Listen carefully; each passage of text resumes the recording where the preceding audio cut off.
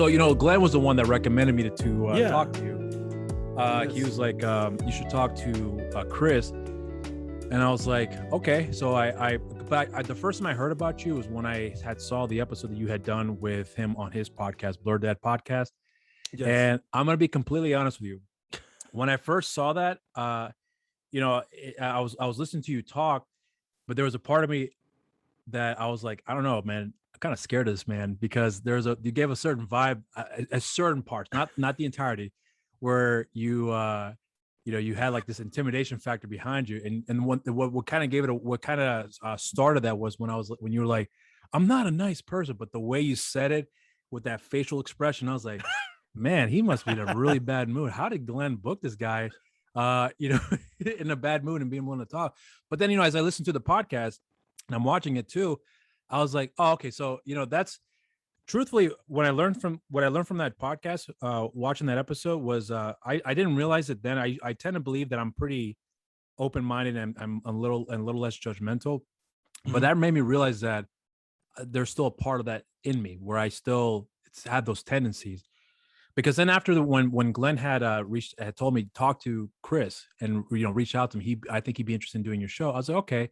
So I started doing some research on you. I checked out your comedy. Really? Yeah. So I checked out your comedy, checked out your YouTube, which I'm subscribed to, listened to your the Negro Please podcast, and then Do You Believe, and a few of those episodes, and then just check out your comedy, your stand-up in general. And then recently you had released your comedy album Off Script, Yes, which I dug, by the way. I really did like that album. And I showed it to my kid too, because there's some stuff, because my kid's 14, and I was like, you gotta listen to this guy and what he's saying. Let me know what you think.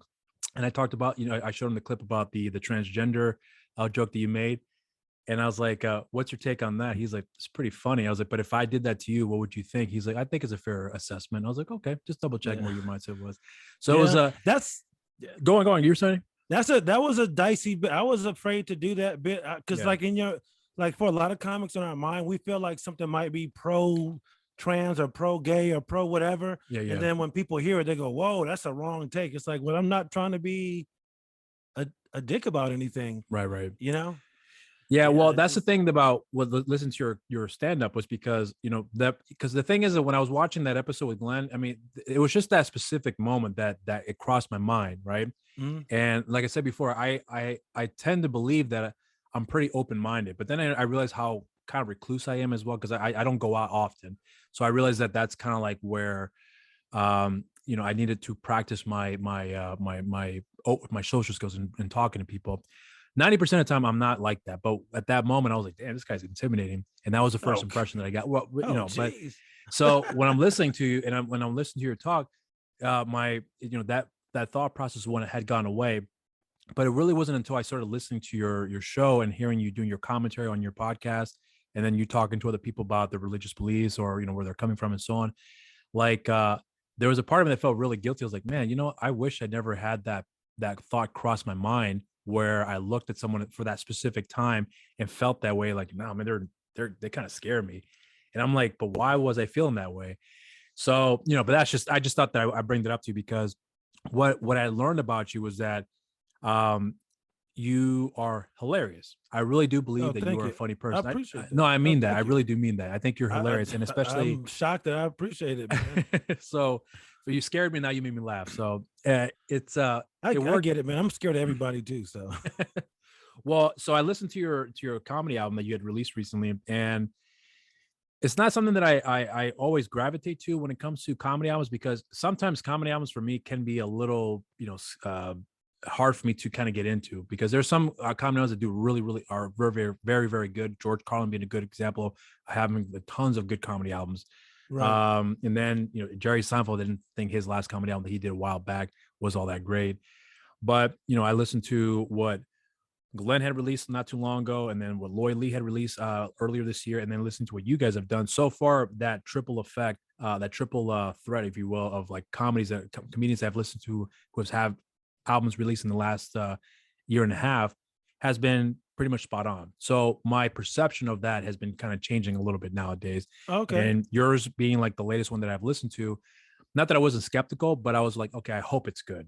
because so far what I've heard before with Glenn and Loy has been very good. So I was hoping that that trend would still continue of like comedians putting up content for us to listen on an audio format, because a lot of times you can hear the audience, you can imagine yourself being there, but sometimes some things may not have the same effect when you watch it visually, right? That's very true. Even like listening, watching a special is not the same as being there.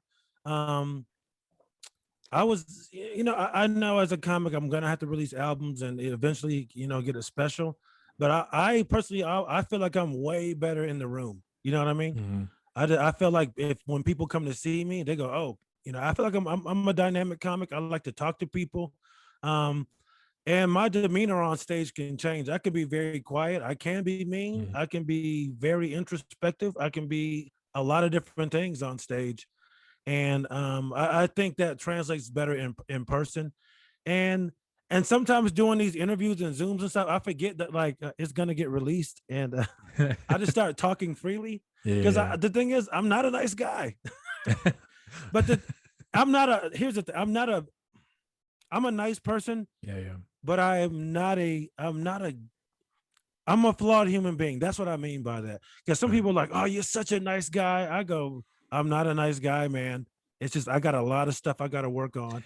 And I struggle with accepting compliments from people. So I need to stop doing that as well, saying like, I'm not a good person. I am, but I tend to put my flaws and the stuff I know I need to work on the forefront of my mind.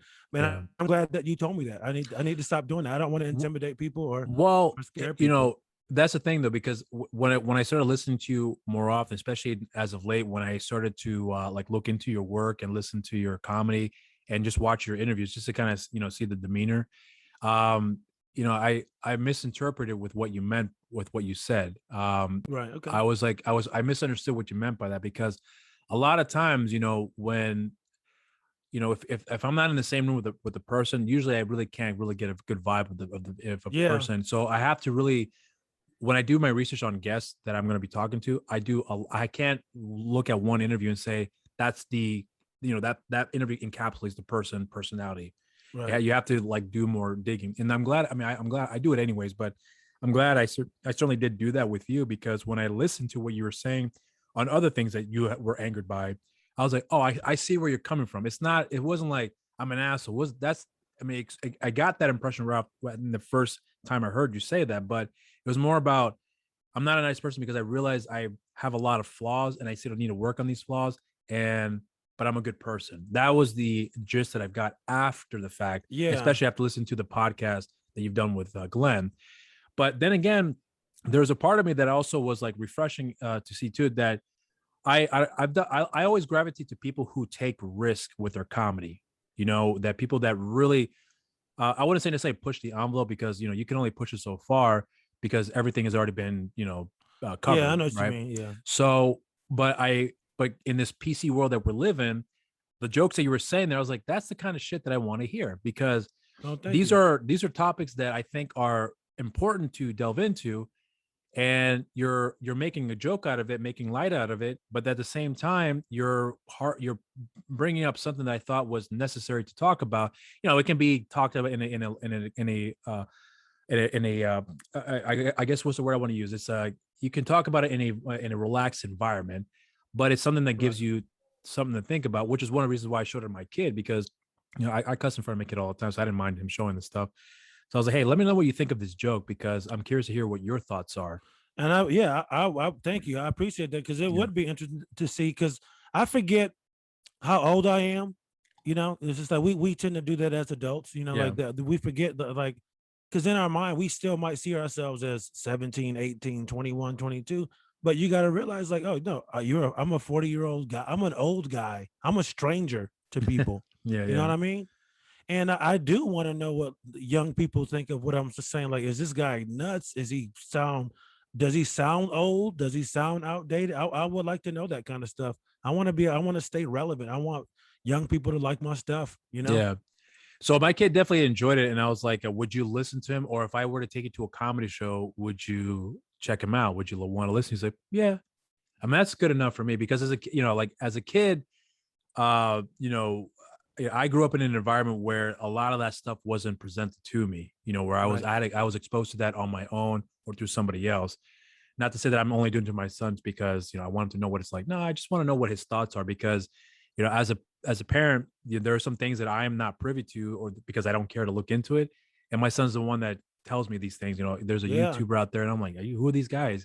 And that's Yeah. what's They're working living right it. now. Right. Right.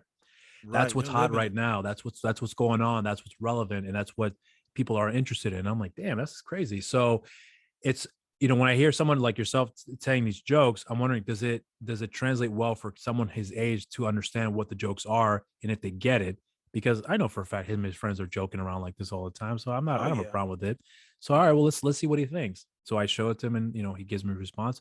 And thankfully he's honest. So I was very grateful that he liked it because I was like, if he were to come in town, would you want to check him out? Yeah, cool. That's it. That's all I need to know. So now I have someone I can take with me that would want, because my wife's not into stand up, but my son would be. So I can, introduce him to that. So, and another thing that I wanted to point out with you too, that I found rather interesting with you was that you do your show, Do You Believe? Yeah. And that was a unique one for me because I'm always curious to hear what other people's perspective on, their personal beliefs when it comes to religion, a higher power, whatever the case would be, where they've walked into it or stepped away from it, and what their perception of it now is. And I like that you've done that show. I've only listened to I think about 3 episodes. The last one you did with was another comedian who's based out of Philly. I forgot his name, Greg Owens or something like that. I think is his name. Oh, my buddy Greg Owen. Yeah, the Yeah, yeah, older white yeah, guy. Yeah. yeah, From yeah. Rochester. He's from Rochester. I Oh, think he was Rochester. born Yeah, in okay. Philly. I'm sorry. Yeah. So yeah, he was like that was an interesting one because that was the one that I connected with the most because that's the one that I related to the most because Okay. I have a similar background too.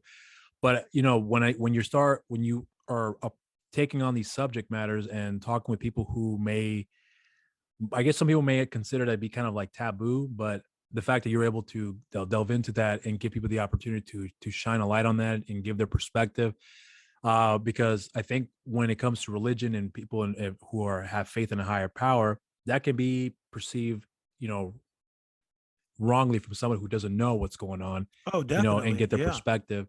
And you Hmm. coming from a position, I think you're more like in the middle ground. You're like, I don't believe in that stuff, but there may be something out there. So it's more like I get the feeling you're more agnostic than anything else. Yeah, it's been a journey, man. I went from doing it as a kid, going all the time, never really liking it, to going through the extremely angry phase and fighting with my parents and my sisters about it. To, I mean, dude, it was in my early 20s. It was ugly, man. Yeah. Just them bringing up church or God would just set me off. But the Yeah. older I got, the more mature I got, and also the more my parents and my family grew in their Christianity, our relationship got better. Yeah. And I was able to, one, come to terms with the fact that, like, oh, I don't really believe this. I know for years I was afraid to say I didn't believe or to not believe. But the older I got, I was just like, I don't believe this, but I don't have to be a jerk about it. Yeah. I can just say, hey, you know what? That's not really how I feel anymore. Yeah.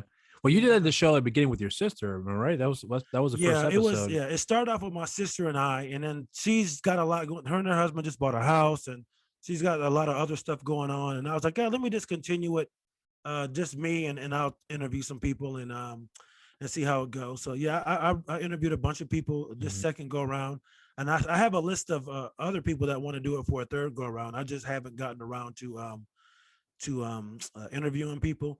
And like when I started interviewing people, that's when everything started to open up again. And I can tell people were hesitant to stay in the house and do an interview. So I think I'm gonna wait until fall when people aren't out as much Mhm. and don't mind being in, so I can continue to do it because I actually really enjoy it. So is it like seasonal then at this point for you to do these interviews and get the show back up running again? I don't. The thing is, I'm not really sure what I want to do with it, but I would definitely love to do it on a bigger scale. Mm. It's just like I'm in a weird, not flux, but just in a weird spot right now with the album just being done. Mhm. And I'm like, do I want to switch up how I do comedy? Do I want to focus more on doing interviews and having a show? Because I like Mark Maron a lot, and I'm like, it would be cool to be a black Mark Maron where like I'm just sitting down on stage and talking about therapy and family relationships and all that kind of stuff? Yeah. Or do I really want to be more of a Dave Chappelle type and really tackle, social issues and all that kind of stuff? Yeah. Not that I think I'm as good as those guys, but I'm just realizing the different paths that I can take and what I want to do. So I'm just in a weird kind of.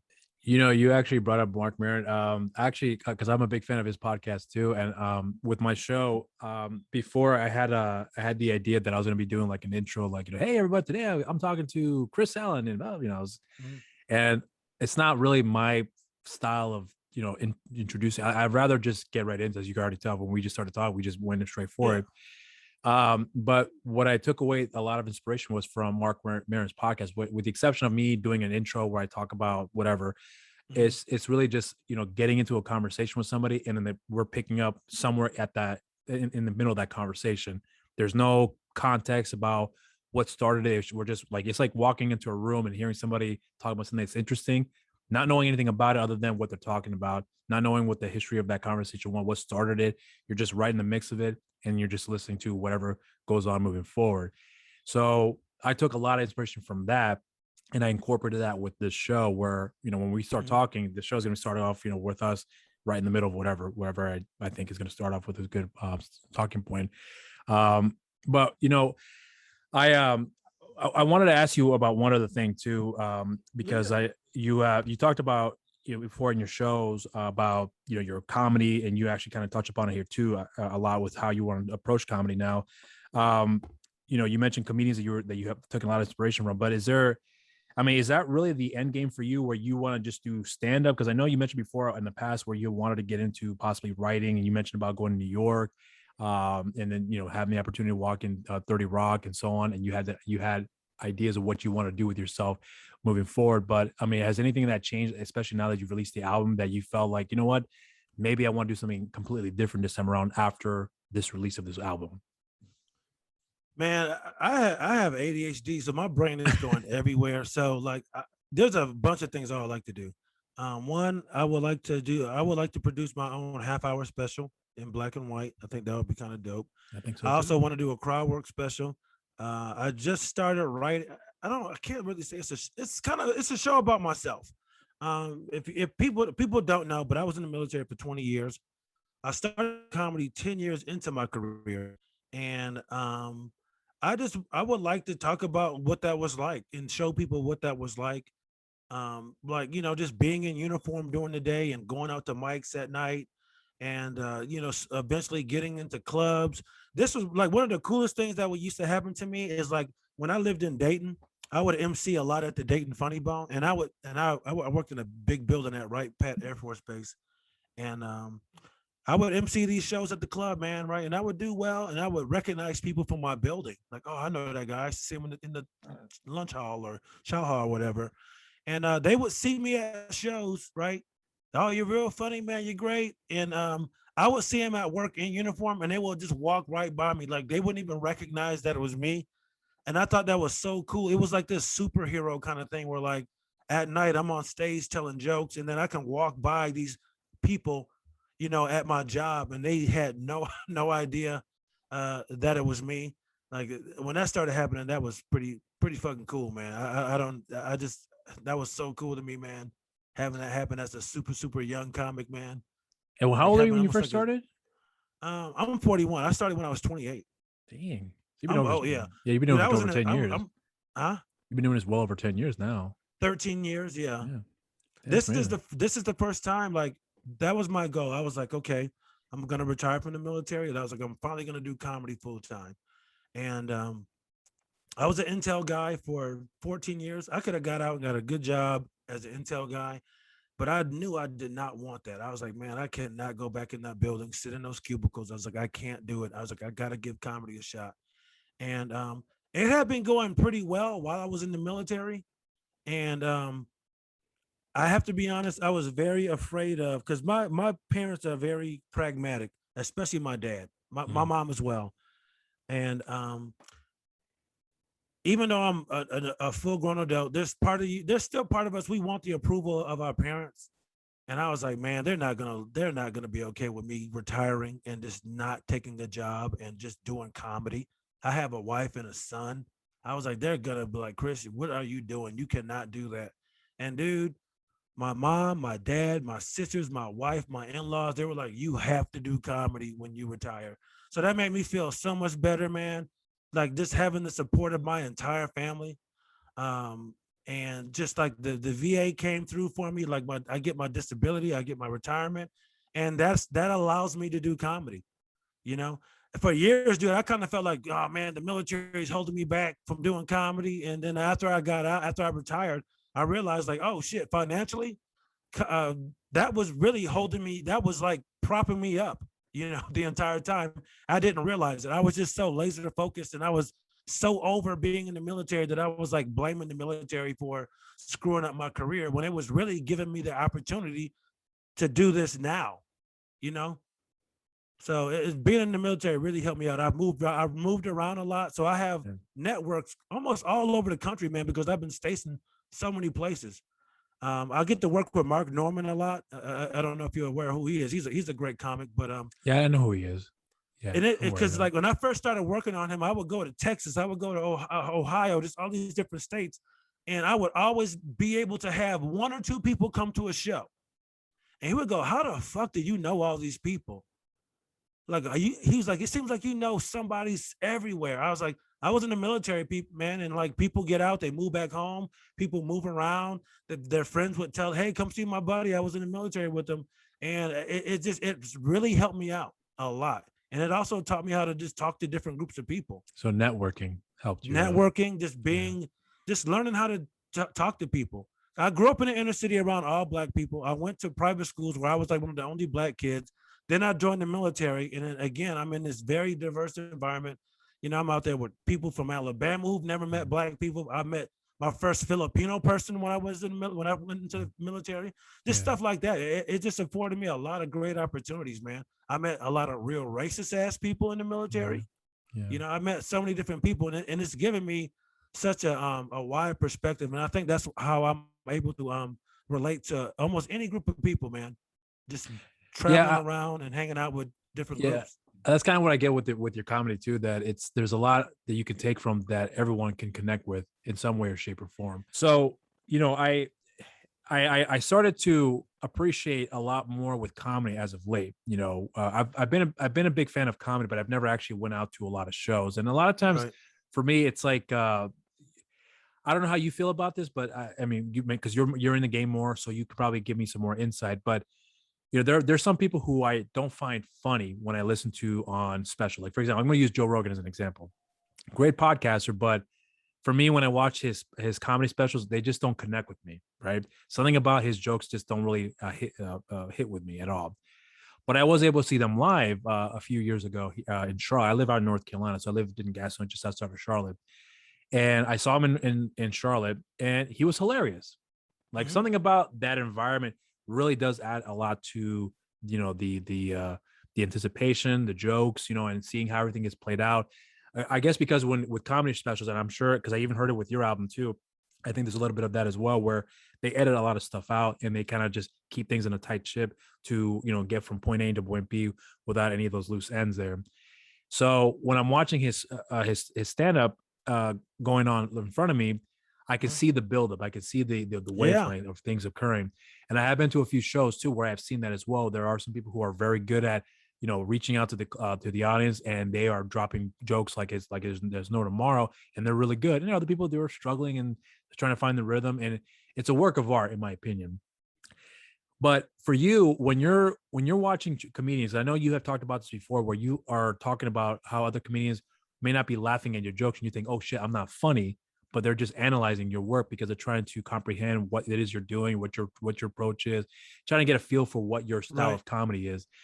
You know, when you started getting into that, was that something that you were unaware of at first getting into the game, or was it something you were privy to that you started to formulate your comedy, trying to get a feel for your style of stand up that eventually became what it is now? I mean, is that something you kind of figured out along the way, or you already knew what you wanted to Mm, do beforehand?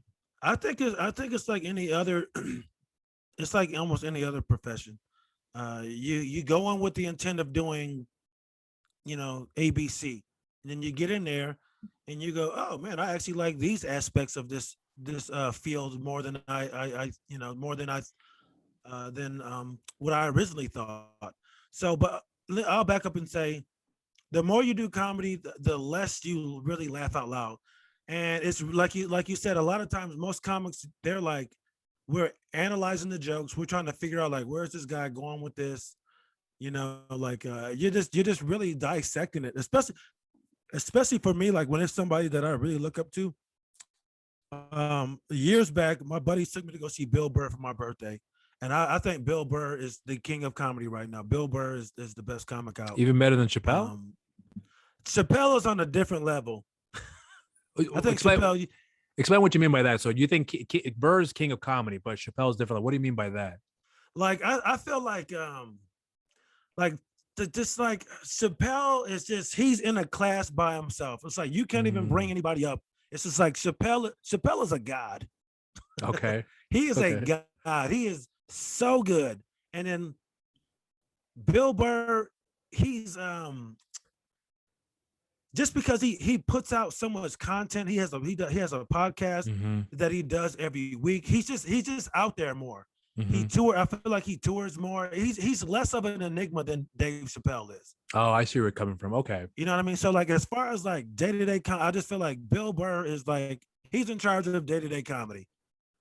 But Dave Chappelle is to me, the pinnacle. There's a few people. Like, to me, as far as like, okay, road comics, people that tour all the time, I think Bill Burr is the best. Then you have a guy like Dave. You ever heard? You like Dave Attell? Yeah, I know who he is. Yeah. Dave Attell, to me, he's the comics comic. Yeah. He's the comic that all the comics fucking love. Yeah. And when you watch the guy like Attell, to me, he is like the purest form of comedy. It is nothing but jokes.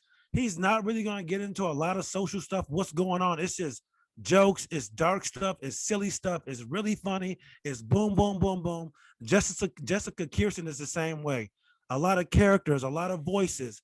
To me, that's pure comedy. And like Dave Chappelle, just the stuff he talks about, he just takes it to a whole nother level. Bill Burr, like I said, as far as like the touring, going out all the time, Bill Burr is the king of like the day-to-day comedy. I know this might sound convoluted and weird to people. No, it makes sense. That's how it works in my brain. But I like to say, I went and saw Bill Burr on my birthday some years back. I barely laughed, and we left, and my boys were like, "Did you not like it? Because you didn't laugh at all." I was in such awe, and I'm trying to learn. I'm watching everything he's doing. I'm listening to every single word. I'm trying to like figure out where he's going with this stuff. I'm analyzing it so much that I don't really just turn my brain off and enjoy it. I'm enjoying it on a more of a nerd level. You know what I mean? I'm just dissecting every little thing that he's doing, and I'm just like, this guy is just so good, man. It's like I'm trying to see the Matrix code in it instead of just enjoying what he's doing. Right. You know? Yeah. So instead of enjoying the visuals, you're enjoying all the pieces that are keeping it together. The little nuances. Yeah. Just how he moved around, how he's controlling the crowd. Yeah. How, just like I said that earlier, like some people are just better in the room. I'll make a confession here. There's a comic, his name was Damn Fool. I remember I was very, very new to comedy. He was on Bad Boys of Comedy. I'm like, he ain't that funny. I can be that good. I'm like 3 months in. I fucking suck. You don't know much. You're dumb, you're ignorant, and you think that you're better than people. It was very dumb of me to even think that. But it just so happened he came and did a show in Vegas a couple months later. I saw him live in the room, and I was just like, I'm stupid. I was like, this guy is freaking hilarious. It's just, for some reason, watching it on TV, it just didn't connect with me. But when I saw him in the room, live, connecting with people, the ups and downs, the lefts, the rights, just the tension he was building in the room, and compared to all the other comics that were on the show, I was like, this guy is great. Yeah, that's like my experience with Joe Rogan, where I didn't connect with him. I thought he's not that funny. Why do people like it? When you were there, I was like, oh shit. Some people hilarious. You just have to see in the room. And I honestly feel like I'm an in the room guy. Yeah. I don't like. because people are like, you don't put out a lot of videos and tapes and stuff. I'm like, man, I just don't feel like I'm as funny on tape as I am in person. Well, you know what? I'm gonna point something out because you mentioned about that. I beg to differ. I think you are funny. Because like I said, I've been listening to, Lloyd, Glenn, and now you, and you guys have released out, comedy specials, and to me they hit the mark. And the one thing that you have done that I'm not sure if because Lloyd doesn't have a lot of videos of him, so I got a feel for his comedy just a bit, but he's funny. But with you, I think out of the three of them, you are the one that works with the crowd the most. And there's actually one video which is on your channel, which is Bob the Heckler. yeah. Oh, God. And it was like 22 minutes of that, and I literally thought like, okay, so maybe this is one of those in jokes where you're probably having someone support the act by, because that's like right. But it crossed my mind that's a possibility, because I know that has happened. But I thought that maybe that's kind of the same gimmick that you're trying to go for. Well, I picked on it really early on. Okay, this is legit. But what kind of threw me off about you in that was because, I wasn't sure, what you were, if you were going to go with it or not, at least in the beginning. But when I saw it was 22 minutes, this is going to be the whole show. Part of the reason why I was thinking that, you probably did it better than I thought you, not that I say I didn't think you were going to do well, but I just didn't know how you were going to approach it. And if you're going to like go hard on the guy. But you had mentioned before that you don't like structure, that you kind of like to do things as you go along and kind of feel things out. So I thought this was one of those opportunities where someone had thrown a curveball at you. Now you're just trying to adapt, but he refused to leave, and you're still trying to adapt, and you're working the crowd, and they seem to react to you more, including them in the joke rather than excluding them from the joke. Right. So it, like, to me, that is something that's very, very difficult to do. Not a lot of people do well. Even some top comedians probably don't handle it as well, because they're used to that controlled environment where someone can just say, just get them out of the room, and that's all they need to do, and that's all, and it's all settled. But you've been able to have this dialogue with them, and then have the dialogue, with this dialogue with the crowd as a result of that too. It's heckling is a very common thing in comedy. It's unfortunate, but it can be funny at times too. But the way you handled it, I was very impressed, to be completely honest, because I didn't know what to expect when I saw Bob the Heckler, and I was like, is this gonna be one of those 22-minute gimmicks, or is this gonna be something that's gonna be just him rambling on this one guy for 22 minutes? I wasn't sure what to expect. Oh yeah, dude. Honestly, I appreciate that, and I'm glad you noticed that, because I can vividly remember telling myself, do not go off on this guy. Yeah. I was like, remain as calm as you can, and just don't go off on him. I can't, it's been so long. I can't remember specifically what the feeling was, but I do remember, like, you know what? Just kind of go along with this, and don't get too mad. And it was an exercise. It was an exercise in patience, man. It was an exercise, because honestly, I remember being really mad, because I could tell. I went up there I was like, all right, I need a good 20-minute video, because I had just started working with Norman and stuff, and he was like, you need a good video. I was like, cool, I'm gonna go up here, I'm gonna get a video. And like you said, dude, I hate structure, so I was already like nervous about just doing the 20 minutes, because I'm like, I like to do crowd work, I want to talk to people. And then like I set it in my head, I'm like, you're gonna do 20 minutes, it's gonna go fine, don't talk to the crowd, you just get the 20-minute video. That's what your focus is on tonight, is to get a good 20-minute video, so you could submit it to clubs and all this kind of stuff. And then when he interrupted, I was just like, God damn it. I had made it up in my mind that I wanted to do all jokes, and here comes this asshole. Yeah. And I was like, just remain calm. And it worked out. Yeah. And sometimes, man, depending on how long you've been doing it, once you've done crowd work for so long, you can't go back to material. Mm-hmm. You know what I mean? It's almost like the sex thing, where it's like, oh, just put the tip in, and then next thing you know, you haven't said, you're not gonna stop and put a condom on. You know what I mean? It's too late. The cat's out of the bag. So sometimes you can, like, there are some comics that go, hey, don't do too much crowd work, because when you do a lot of crowd work, that's it. It's just like they don't want to hear jokes. Now it has to be a dialogue between you and any and everybody in the crowd for them to be along. So like crowd work is fun, but it can go south. And it's happened to me plenty of times, man. Well, but is that a true statement that these comics are telling you, that if you do crowd work, that's your shtick, for lack of a better term? Like, is that really? Because I mean, I've seen people who, I'll use Russell Peters for example. He's a guy who works crowds all the time. Yeah. He's always, hey, where are you from? And he's got a joke like in a minute. So it works well for him, but it wasn't like that in the very beginning for him. From what I remember watching specials in the earlier days, he was telling jokes and they were really good ones. And then slowly he started to get more crowd involvement with his stand-up. But it works well for some comedians. But I just assume that the comedians that do that is because they prefer that, but it's not necessarily their shtick, if you will. That's just something that they work well with, and they can make jokes in between and then later on start working the crowd because the crowd's expecting that. But I mean, I'm not sure if that's something that if you once you do this, you can't do anything else. I mean, I'm not sure if that's something for you that you feel like is necessary. I'll say this. Okay, a couple things. One, I just mean like at a show, like just say at one show. Sometimes if you talk to the crowd too much, they get used to it. So it makes it harder for the comics after you to like just do jokes because they want that interaction. Because honestly, man, there's nothing like impromptu comedy. Like coming up with stuff on the fly, you can't beat it.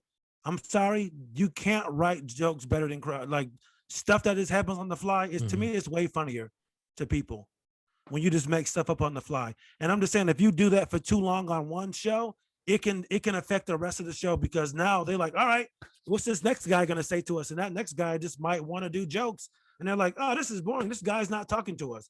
So that's what I mean by that. Okay. And for somebody like me, I love doing crowd work. I think I learned to be funny by talking shit because I grew up in the inner city and that's what we did. So, dude, I love doing crowd work. And honestly, I'm not saying that it's easy, but it's easier than writing jokes that work. So what do you mean by it? It's easier, but that's not what you mean by it. Explain what you mean by that, because I guess I think I know where you're coming from, but I don't want to misinterpret. This is the best analogy. Like, you like LeBron James or sports at all? I like sports, yeah. LeBron James, he doesn't work on dunking because he can just dunk. He doesn't practice dunking. Like I can talk shit. I love doing crowd work. I'm not a cocky guy, but when it comes to crowd work, I honest to God, hand to God, I'll put myself up against anybody who thinks they're good at crowd work. I think I'm a great crowd work comic. It's just like it's crowd work can be a trap, man. True. Because it's not going to work out every single time for you. There are going to be some shows where you can't see the audience, or they're too far away, or they don't want to talk to you at all. So the thing is, you're always going to have jokes in your back pocket. But there are crowd work guys. And the thing is, it's just, you have to work on jokes. You have to work on jokes because a lot of successful comics tell you money is in the jokes. Money is in the jokes. You need to write jokes if you want to get paid. That's what the money is. The crowd work, that shit, honestly, it comes easy to me. I don't have to practice that. You do have to practice writing jokes, working on timing, adding tags and all that kind of stuff. And it's easy for me to do. And if I do it too much, I go, I'm not writing jokes. I can just go up here for 20 minutes and just talk shit to people. And I can still work in a couple of my old jokes that I've been doing. And that's what's scary for me right now, is because like I don't have a lot of material. So when I go up now, I do a lot of crowd work and I will work on a few things, but it's so much more fun just to talk shit to people. And it's easy to fall into that trap. Do you ever have like what's the word? Pre-planned jokes you may throw in at times? Did you do that sometimes? I will say 90% of the time my crowd work is very spontaneous, but I also like to look at the crowd when they're coming in. I like to be in the room before I go up and go, oh, that guy looks like this celebrity. I saw this person come in with this girl and they don't look happy. So in a way, yes. So like surveying before you start. Yeah, I got some stuff is pre-planned because I go, oh, I'm gonna say this about this guy. Like I'll take Saturday night, for instance. I was at the DC Improv. There was an older black dude. He was in great shape. He had like a white V-neck t-shirt tucked into some like wide leg jeans, and he had his cell phone on his pocket. I was like, this guy looks like an early 2000s porn star, just the way he was dressed. I was like, I'm gonna say that when I get on stage, and I did. I was And it like, this worked? guy looks, yeah, and it worked. So sometimes, yes, and sometimes the comics before me will say some stuff, and I go, oh, I'm gonna piggyback on that.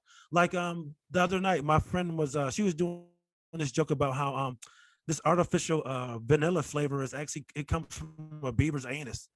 And she was like, who figured that out? So she finished her set. And I got up on stage. I go, hey guys, I got a confession. I'm the guy that figured out that beaver anus just tastes like vanilla. You know, little silly stuff like that. Yeah. Okay. You know, just to call back somebody else's joke to recognize that it was funny and to try to get not a cheap laugh, but just get a reaction and just to call back the material. Because people like when you bring up shit from earlier comics for some reason. Yeah. Well, I mean, it's nice because it's like everyone's in part of the same circle. You know, there's no exclusion. Like, it's not like, all right, now you're done with him, it's all on me now. So you're including the act before you, so you're giving acknowledgement. So it's not like there's not one above the rest, type of thing. Right. And I think that's a nice gesture. I was involved with exactly. Like, oh, he was paying attention, or he was there. Or like when a comic before you gets to know somebody's name, like somebody, Alex. Oh, Alex, how you doing? And then you go up and go, oh, Alex, so how you going? And people just start laughing just because you know that this guy's name was Alex. For some reason, people think that comics don't have a memory and that we're not watching the show and that we don't remember shit, which is very, very weird because that's what our job is, remembering things. Right. I've talked to Loy in the past about, how certain comics have a rule about how they like to have the openers do, work the crowd a certain way, so that way they don't steal the thunder away from the main act, if you will, right? Yep. And I'm like, and I had this conversation with him. He gave me some insight how, it could be a detriment. It could also be a good service for you, just depending on who the person is. Because I've heard some comedians where they'll say, no, I am the main attraction. It's got to be all on me. All I need you to do is just fluff him, if you will. Let me tell you this: if there's a comic that if a headliner ever says that, he ain't shit. She ain't shit. So that's my point. Yep. That's my point. So that's what I was telling him before about it. And I think he agreed too. I have to look back at it, but I think he did agree. Where I was like, if anything, if you have to concern yourself with someone else doing their jokes and they're funnier than you, they got a reaction out of the crowd, they're just killing it, that means you got to step up your game. If anything, that should give you encouragement to say, you know what? I got to bring up my A game now. So now I'm going to learn from this guy and step it up. But if they're set on like, you know what, you fucked up because the crowd thought you were more funny, you're done. And then that could actually affect your career in the long term because they have that power to do so, which I think is stupid, because if the crowd reacts to that and then everyone else sees that in that club in the room, they can say, you know what, this guy can actually bring a lot more money than that guy. So if anything, let's bring him back. But the powers that be they'll agree with it. Oh, sorry, Bob said no more for you. Yeah, and that's what I mean with some of the crowd work. There are comics who they are heavy crowd work comics, and they don't want other people doing crowd work because they don't want you to take any of the meat off the bone for them, so to speak. Like they'll go, hey, I do crowd work, just do your material because I want to do crowd work. One of my comedy mentor, this guy Vince Morris, he goes, look, I don't care what you do in front of me. He was just like, you're not better, and he didn't mean this in any type of like derogatory or mean way. He was just like, you're not better than me. He was just like, I'm a headliner for a reason. He was like, you could do my whole set list in front of me. He's like, those are my jokes. He's like, I'm gonna do them better than you would. He was like, I could do your jokes better than you. He's like, so I don't care what anybody does in front of me, because when I get on stage, it's my show. And to me, I was so fortunate to come up with a headliner like that, because that's how it should be. It doesn't matter, because like you would have, like, I remember when Obama was in office, hey man, you got any Obama jokes? Hey, don't do any Obama jokes. I have Obama jokes. And I get it, like Trump jokes or Obama jokes or whatever. If people are doing a lot of them, it can get old. Mm-hmm. But as a headliner, if you have a Trump joke, a Obama joke, or a trans joke, whatever the subject is, your joke should be the best joke. And if not, it's just not, and you're not going to get upset about it. But overall, your show should be better. Dude, I remember one time I had one of the best sets of my life at the Dayton Funny Bone. I was opening for my buddy Vince Morris, And I felt so good because I met him when I was just months into comedy. And here I am, like 5 years in, I'm starting to get a little confidence and I'm featuring for him. And I'm having the set of my life.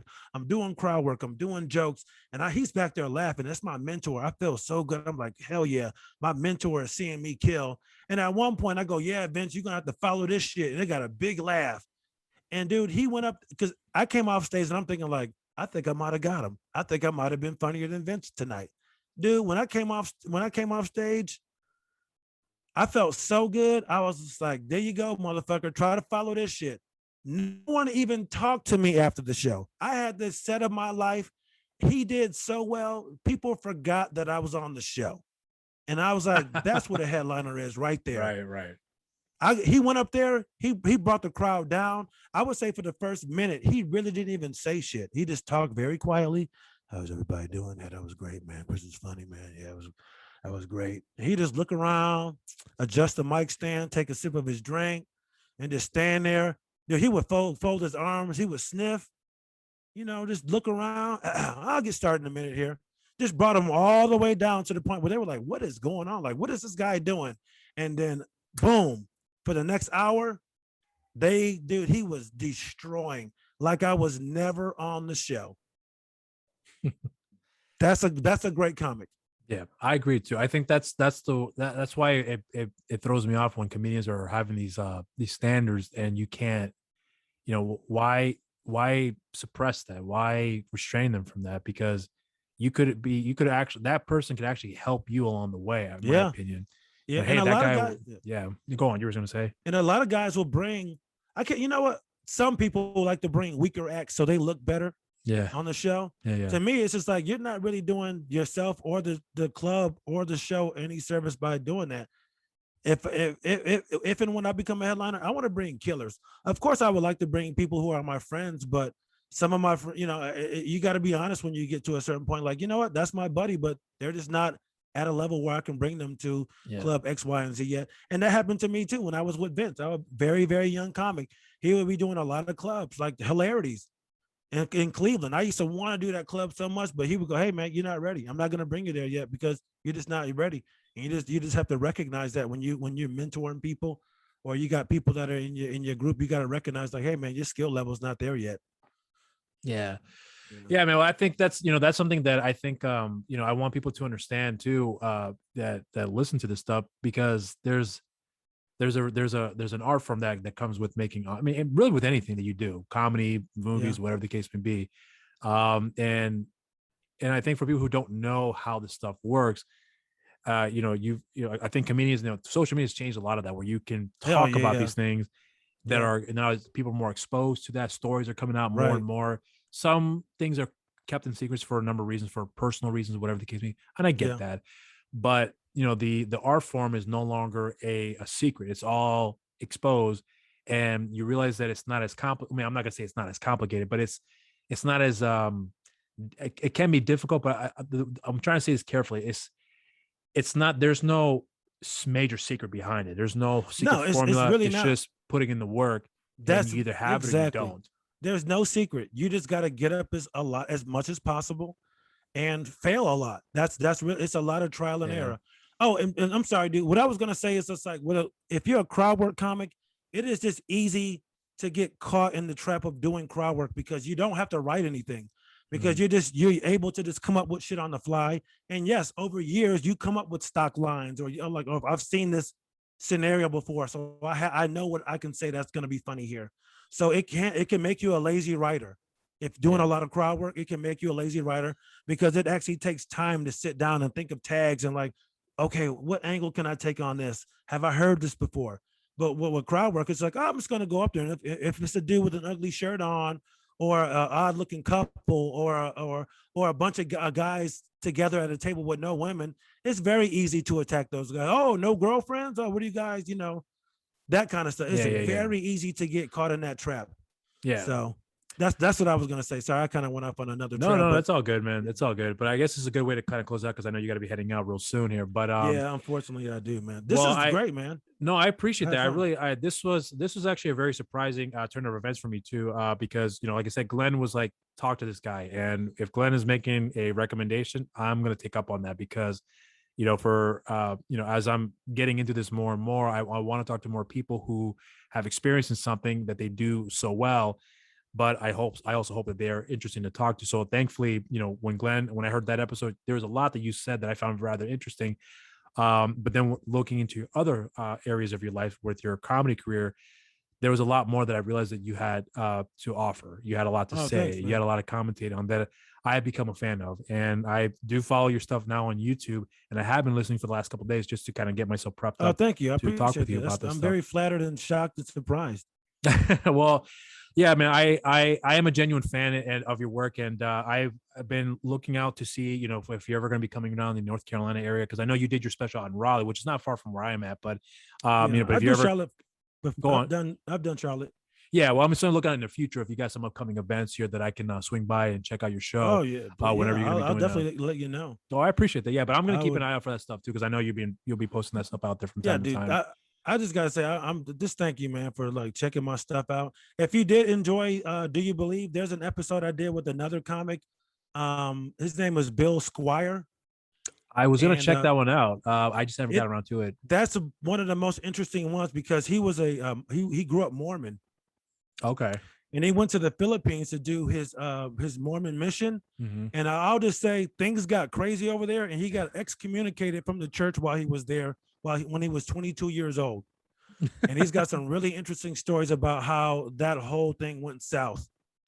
Okay. I'll be on the lookout for that. I'll probably check that out tonight. That's a great episode. Yeah. And he's a good guy, great comic too. And I just like I'm trying to explore different avenues, man. I'll say this thing because I want to be a comic that people respect and want to talk to. I want to be funny, but I don't want to be a fucking clown.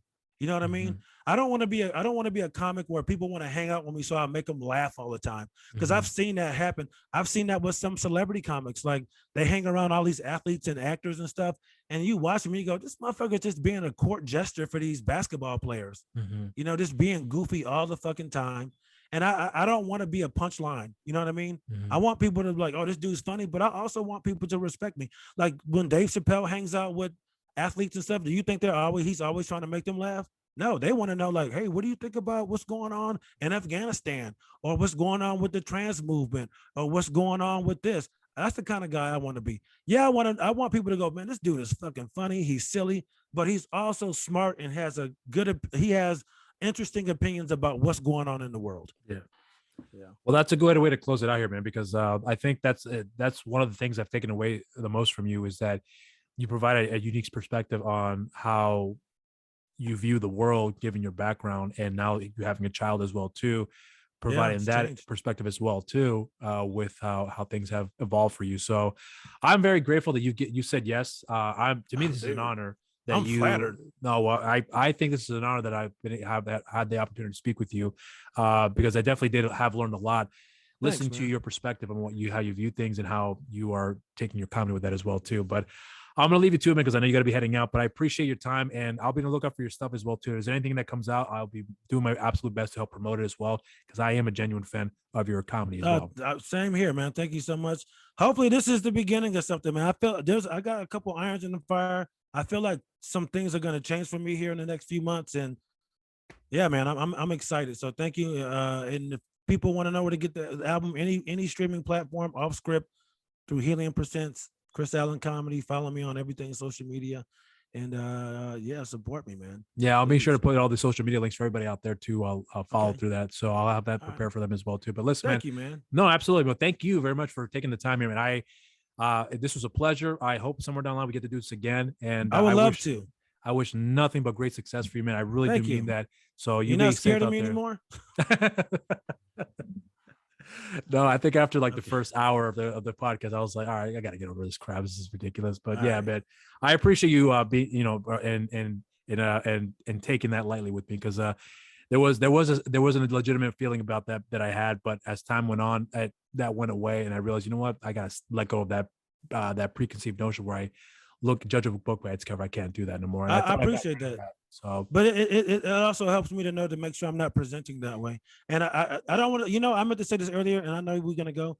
I didn't want to leave you out in the lurch, but I see myself as a pretty open-minded guy too. But then you go to like some really big liberal cities like New York City, and you start seeing even more strange things, and you go, you go, oh man, I'm not as open-minded as I thought I was. Yeah. And that's why I do this here. Yeah, man. Yeah. That's why I like going to that city, because you see things and you go, and you start being judgmental, and you go, see, it's easy to sit back and just judge people. It's so easy to do that. Yep. And then you find yourself in that situation. And you go, oh man, maybe I need to step off my high horse a little bit. Maybe I'm not as open-minded as I thought I was. And you have to check yourself. Yeah. Yep. And I appreciate you taking the time to talk to me and letting me share that with you, and you communicating back with me, because that means a lot. I think this is what I take away a lot from the show, because that gives me the opportunity to listen to other people's perspective and be more and more open-minded. So, the fact that you did this here, man, means a lot to me. So again, I'm not trying to kiss your ass or anything, but I appreciate what you've done. Dude, that means a lot to me, man, because it really does. Because I know a lot of stuff, it doesn't get a lot of views and stuff, and I have a hard time promoting myself, but I'm glad that people actually like it and they understand what I'm trying to do with the religion thing. I think that's something that's like really missing, man. Like, to talk about religious trauma and the shit that people have been through, because it affects us so much. It really does. Yeah, man. All right, well, listen, I'm gonna leave you to it again. You be safe out there. I appreciate everything you've done here. It was a wonderful conversation. I would love to do this with you again down the line here. And like I said before, whatever you got working on the pipeline, I will do my absolute best to promote it for you as well, man. Thank you so much. I appreciate it, man.